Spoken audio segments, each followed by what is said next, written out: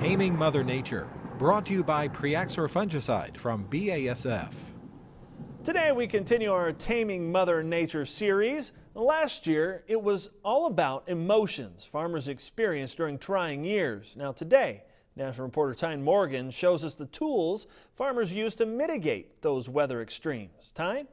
Thanks, Clinton. We all know you can't control Mother Nature, but thanks to technology, farmers still experience impressive yields even in dry or wet years. And the past couple of years have been the perfect storm that's incentivized farmers to install that technology. And that's helping farmers' overall yields continue to climb.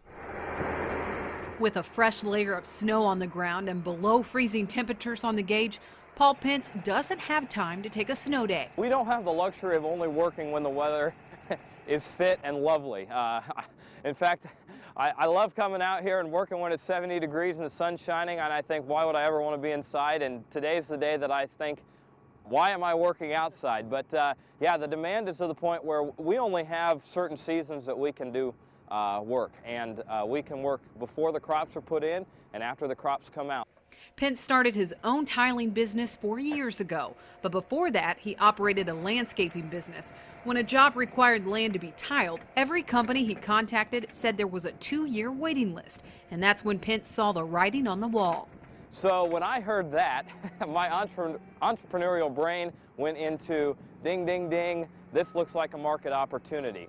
4 years later, he's on his third ditching machine, and it's the skyrocketing demand that's feeding his growth. I would say that the yield monitor has been the #1 culprit for growing the tiling business the way that it's been. This year, of course, where farms were tiled, it was an extreme advantage because those soils did dry out quicker and did provide a better seedbed in order to plant in.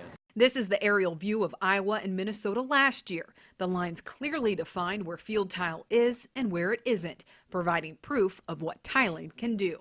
And so people are looking at this and saying, I can increase production 10, 20, up to 30% by putting some money in field tile, whereas before, you know, that the field tile investment may be 30 or 40% of the land investment. Today, that's maybe 10% or less. Pence says it's not just the wet years that farmers see the benefits of tiling. Because what we're doing is we're creating an aerobic root zone in which the plant can put its roots down deep, because the plant won't put its roots into water. It will go to the water, but it won't go any further. The dry years have also fueled this, more irrigation systems being installed. Weather, we can't control it. If you have the ability to irrigate, you know, irrigation in some areas of the country has increasingly been very important, although, you know, water issues will be an issue as we move forward. Today, cutting-edge technology allows tiling and irrigation to be combined. Pence says currently he's installing a tiling system on a really flat field. Because pivots require a lot of water at high pressure, the tiles will help dam up the water to bring levels up when outside moisture is typically low during the summer months. The well pumps will also be integrated to the gate system. So as the water table comes up, the well pump will notice, the gate will send a signal to the well pump. The well pump will hear, okay, the water table's up to where it needs to be, and the well will shut off. He says the best part is it's all automated.